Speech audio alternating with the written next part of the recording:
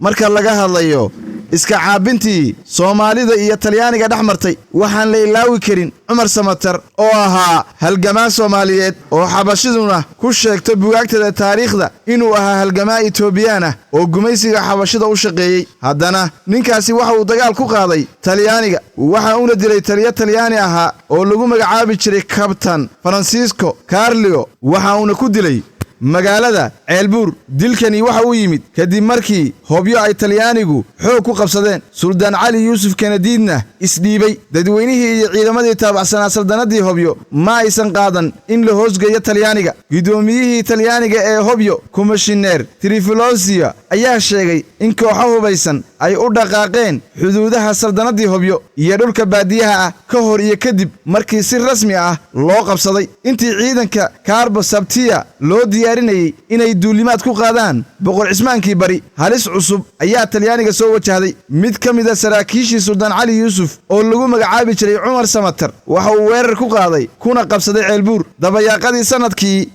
1925 bishii November xoogagii Cumar Samatar waxay xoog ku qabsadeen Ceelbuur dadweynihii deegaanka ayaana si buuxda u soo dhaweeyay garab iyo gaashaanna u noqday guushaasi waxay dhalisay kacdoon ballaaran oo ka dhana Talyaaniga waxaana xigtay qabsashada Cumar Samatar ee magaalada Ceeldheer oo ku taala gobolka Galgaduud ee Galmudug maanta ka arrimiso Talyaanigu waxay isku dayeen inay dib u qabsadaan Ceelbuur iyo Ceeldheer hase ahaatee hogaamiyihii hoggalka ninkii lagu magacaabi jiray Colonel Latanyata Isbelendorali ayaa lagu dilay weerar lama filaan ah taasi waxay niyad ku abuurtay ciidamadii Talyaaniga hobyo qudheeda markani waxay u muuqataa mid gacanta Talyaaniga ka bixi doonta iyadoo Cumar Samatar uu diyaarsan yahay inuu mar kale qabsado magaalada hobyo kana dhigo xarun majeerteen iyo Soomaali ka arrimiso si xaaladda loo soo afjaro gudoomiyihii Dafeeci waxa uu dalbaday laba guuto oo ciidamo calooshoodu shaqaystayaal ah oo Eritrea u dhashay wuxuuna isugu la wareegay taliskii tooska ahaa ee ciidamada Talyaaniga kacaankii Cumar Samatar waa uu sii faafay saameyn ayuu yeeshay Banaadir